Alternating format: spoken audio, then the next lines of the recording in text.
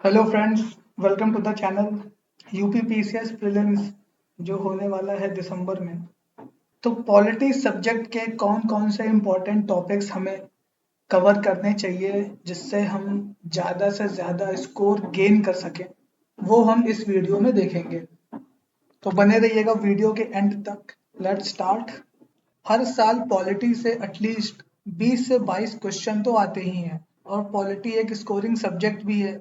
अगर ये टॉपिक्स आपने कवर कर लिए तो आप प्रीलिम्स में एक अच्छा स्कोर हासिल कर लेंगे। सबसे पहले parts and schedules of the constitution, इसको आप अच्छे से कर लीजिए। हर साल इन दोनों से क्वेश्चंस पूछे जाते हैं। टोटल 22 पार्ट्स हैं कॉन्स्टिट्यूशन में और 12 शेड्यूल्स हैं। तो आप देख लीजिए कि हर एक पार्ट में क्या कवर किया गया है और हर एक शेड्यूल किस मैटर से डील करता है। आप इसको देख लीजिए, इसको 6 से 7 बार पढ़ लीजिए आप पार्ट्स और शेड्यूल्स को। इन दोनों से हर साल क्वेश्चन पूछे जाते हैं और इसको आप अगर अच्छे से कर लेंगे तो 2 क्वेश्चन तो आपके पक्के हैं, तो इसको आप कवर कर लीजिए। फिर अगला है कॉन्स्टिट्यूशनल बॉडीज से भी हर साल क्वेश्चन पूछे जाते हैं, कभी फाइनेंस कमीशन से, कभी अपने पब्लिक सर्विस कमीशन से। हर साल इससे क्वेश्चंस पूछे जाते हैं और जब भी आप कॉन्स्टिट्यूशनल बॉडीज कवर करें तो उनके आर्टिकल्स जरूर याद कर लीजिएगा। मैच द फॉलोइंग में आर्टिकल्स पूछ लिए जाते हैं, तो अगर आप ये कर लेंगे तो आप इजीली यहाँ से कम 2 क्वेश्चन तो सॉल्व कर ही देंगे आसानी से। फिर अगला है मेकिंग ऑफ द कॉन्स्टिट्यूशन। ये भी एक इम्पोर्टेंट चैप्टर है, इससे भी फ्रीक्वेंटली क्वेश्चंस पूछे जाते हैं। लास्ट ईयर भी इससे क्वेश्चन पूछा गया था। Making of the constitution chapter में इन 3 एरियाज को तो आप अच्छे से कवर कर लीजिए। सबसे पहला है क्रोनोलॉजी। क्रोनोलॉजी में आप ये याद कर लीजिए कि कॉन्स्टिट्यूएंट असेंबली पहली बार कब मीट हुई और ये देख लीजिए कि ड्राफ्टिंग कमेटी कब अपॉइंट की गई, फिर इंडियन कॉन्स्टिट्यूशन कब अडॉप्ट किया गया और किस डेट से इंडियन कॉन्स्टिट्यूशन कमेंस हो गया। तो ये सब आप देख लीजिए, ये क्रोनोलॉजी इंपॉर्टेंट है। इससे क्वेश्चन लास्ट ईयर पूछा गया था और आगे भी पूछा जा सकता है। फिर जो मेजर कमिटीज बनाई गई थी उन कमिटीज के नाम याद कर लीजिए और उन कमिटीज के जो चेयरमैन थे उनके नाम याद कर लीजिए। जैसे यूनियन पावर कमेटी के चेयरमैन जवाहरलाल नेहरू थे, ऐसे और भी कमिटीज थी जो मेजर कमिटीज थी, सिर्फ उनको देख लीजिए आप, उनको याद कर लीजिए आप। फिर डेट्स याद कर लीजिए, इससे भी क्वेश्चंस पूछे जा चुके हैं। डेट्स याद कर लीजिए, जैसे नेशनल सॉन्ग कब अडॉप्ट किया गया था, नेशनल एंथम किस डेट को अडॉप्ट किया गया था, नेशनल फ्लैग किस डेट को अडॉप्ट किया गया था और किस डेट पे इंडिया ने कॉमनवेल्थ ज्वाइन किया। तो ये आप याद कर लीजिए मेकिंग ऑफ द कॉन्स्टिट्यूशन वाले चैप्टर से। फिर फंडामेंटल राइट्स वाला चैप्टर बहुत बहुत इंपॉर्टेंट चैप्टर है। ये जो फंडामेंटल राइट्स हैं हमारे, उनके आर्टिकल्स आप याद कर लीजिए 14 से लेकर 32 तक। ये आर्टिकल्स किस फंडामेंटल राइट से डील करते हैं, इसको आप पढ़ लीजिए। ज्यादा डिटेल में अगर आप नहीं भी पढ़ पाए तो कम से कम आपको ये तो पता होना चाहिए कि कौन सा आर्टिकल किस मैटर से डील करता है। जैसे आर्टिकल 22 डील करता है protection against arrest and detention in certain cases. तो ऐसे आपको आर्टिकल्स के बारे में पता होना चाहिए। फिर आता है डीपीएसपी। इस चैप्टर में भी आप वही काम करिए जो आपने फंडामेंटल राइट्स वाले चैप्टर में किया था। कौन सा आर्टिकल किस मैटर से डील करता है, इसको पढ़ लीजिए आप।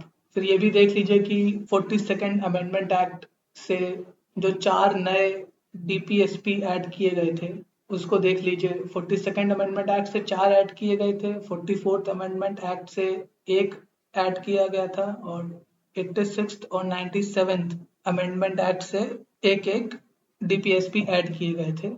तो ये आप देख लीजिए। फिर ये भी देख लीजिए कि डीपीएसपी और फंडामेंटल राइट्स में किसको प्रेफरेंस दिया जाता है और इसमें जो सुप्रीम कोर्ट की वर्डिक्ट्स है उसको आप देख लीजिएगा। तो ये हो गया डीपीएसपी वाला चैप्टर। फिर अगला इंपॉर्टेंट चैप्टर है यूनियन एंड इट्स टेरिटरी। में आप आर्टिकल 2, 3 एंड 4 इस पर ज्यादा फोकस करिए। आर्टिकल 2, 3 और 4 स्टेट्स के फॉर्मेशन और रीऑर्गेनाइजेशन से डील करता है। तो इस चैप्टर में आप इन 3 आर्टिकल्स को अच्छे से पढ़ लीजिए। फिर अगला इंपॉर्टेंट चैप्टर है प्रेसिडेंट, वाइस प्रेसिडेंट और गवर्नर। इन तीनों चैप्टर्स को आप एक साथ कवर कर लीजिए। प्रेसिडेंट और गवर्नर वाले चैप्टर में बिल्स और ऑर्डिनेंसेस से रिलेटेड प्रेसिडेंट और गवर्नर के जो रोल्स हैं उनको आप अच्छे से पढ़ लीजिए। फिर नेक्स्ट इंपॉर्टेंट चैप्टर है पार्लियामेंट और स्टेट लेजिस्लेचर। इससे भी पास्ट में कई क्वेश्चंस पूछे गए हैं और आगे भी पूछे ही जाएंगे। इन दोनों चैप्टर्स को आप एक साथ कवर कर लीजिए। लास्ट ईयर प्रीलिम्स में, यूपी पीसीएस प्रीलिम्स में लेजिस्लेटिव काउंसिल से एक क्वेश्चन पूछा गया था। तो लेजिस्लेटिव असेंबली के साथ साथ आप लेजिस्लेटिव काउंसिल पर भी फोकस करिएगा। और इन दोनों चैप्टर्स को कवर करते वक्त आप स्पीकर और बिल वाले सेक्शन पर ज़्यादा फोकस करिएगा, including money bill and joint sitting of the houses. अब अगला है सुप्रीम कोर्ट और हाई कोर्ट। इन दोनों चैप्टर को भी आप एक साथ कवर कर लीजिए और इस पर आप ज़्यादा फोकस करिए कि जजेस को अपॉइंट कैसे किया जाता है, इम्पीचमेंट ऑफ जजेस, इस पर फोकस करिए। और जजेस जब अपना रेजिग्नेशन देते हैं तो किसको देते हैं, प्रेसिडेंट ऑफ इंडिया को देते हैं या चीफ जस्टिस को देते हैं, तो इस पे आप फोकस कर लीजिए। फिर अगला इंपॉर्टेंट चैप्टर है पंचायती राज। पंचायती राज से भी हर साल क्वेश्चन पूछा जाता है, आगे भी पूछा जाएगा। इसमें आप कमिटीज वाले सेक्शन को अच्छे से कर लीजिए। कई सारी कमिटीज जो बनाई गई थी, बलवंत राय कमेटी, अशोक मेहता कमेटी, उन कमिटीज ने क्या क्या रिकमेंडेशंस दिए थे और किस ईयर में ये कमिटीज अपॉइंट की गई थी, इस पे आप फोकस कर लीजिए। फिर अगले उस पे आते हैं, आप ये कवर कर लीजिए कि स्टेट्स को कितनी राज्यसभा सीट्स और कितनी लोकसभा सीट्स एलोकेटेड हैं। इसको आप पढ़ लीजिए, कम से कम 6 से 7 बार इसको आप देख लीजिए। जैसे यूपी में 31 राज्यसभा सीट्स हैं और 80 लोकसभा सीट्स हैं, तो ऐसे बाकी स्टेट्स का भी आप देख लीजिए। कुछ इंपॉर्टेंट स्टेट्स हैं जैसे महाराष्ट्र, हरियाणा, तमिलनाडु, राजस्थान, वेस्ट बंगाल और पंजाब। इनका तो आपको पता ही होना चाहिए, एंड मध्य प्रदेश ऑल्सो। इनका आपको पता होना चाहिए कि यहाँ पे कितने राज्यसभा और कितनी लोकसभा सीट्स हैं। फिर अगले पॉइंट पे आते हैं which is important amendments, 42nd, 44th, ऐसे जो और भी अमेंडमेंट्स हैं। राइट टू एजुकेशन किस अमेंडमेंट से ऐड किया गया, जीएसटी किस अमेंडमेंट से ऐड किया गया, और जो विमेन को रिजर्वेशन देने की बात है पार्लियामेंट में, वो किस अमेंडमेंट से ऐड किया गया, ये आप कवर कर लीजिए। फिर एक और इम्पॉर्टेंट पॉइंट है, वो है लोकसभा इलेक्शन ईयर्स। इस साल 18th लोकसभा इलेक्शन हुआ था 2024 में।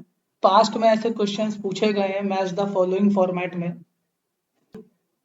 फिर अगला इम्पॉर्टेंट जो टॉपिक है वो करंट अफेयर्स से रिलेटेड है, लेकिन पॉलिटी में भी आप इंक्लूड कर लीजिए उसको। और वो है कि इस साल और 2025 में जिन स्टेट्स में इलेक्शंस हो रहे हैं वहाँ की लेजिस्लेटिव असेंबलीज में कितनी सीट्स हैं, ये आप देख लीजिए। पास्ट में ऐसे क्वेश्चंस पूछे जा चुके हैं, तो वो आप एक बार देख लीजिए।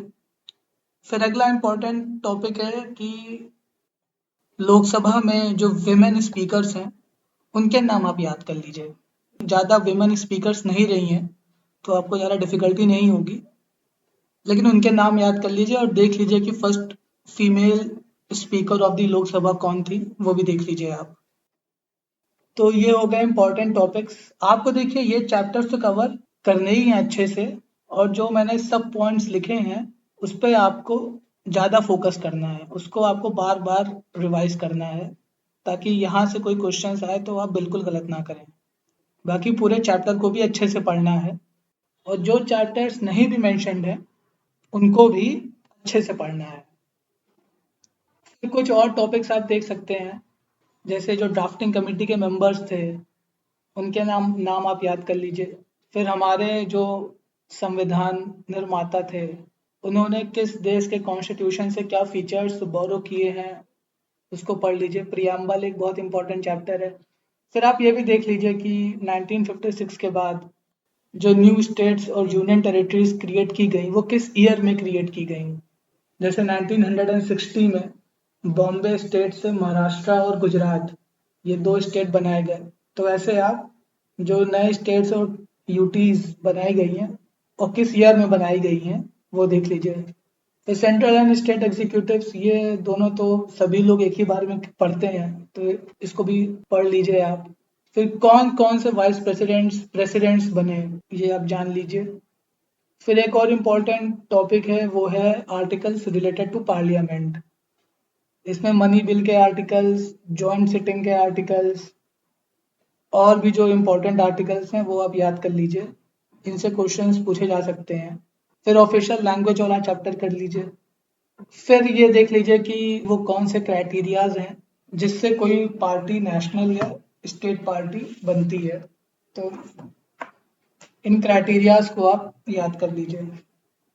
तो ये हो गए कुछ टॉपिक्स। अगर आप इन चैप्टर्स को और टॉपिक्स को अच्छे से पढ़ लेंगे तो मेरा दावा है कि आप पॉलिटी के लगभग लगभग सारे क्वेश्चंस सही कर देंगे, अगर आपने कोई सिली मिस्टेक नहीं करी तो। पॉलिटी एक लो हैंगिंग फ्रूट है, आपको कोशिश करनी चाहिए कि यहाँ पे आप सिली मिस्टेक्स बिल्कुल ना करें, इस सब्जेक्ट को अच्छे से कवर करें और ज़्यादा से ज़्यादा मार्क्स स्कोर करें।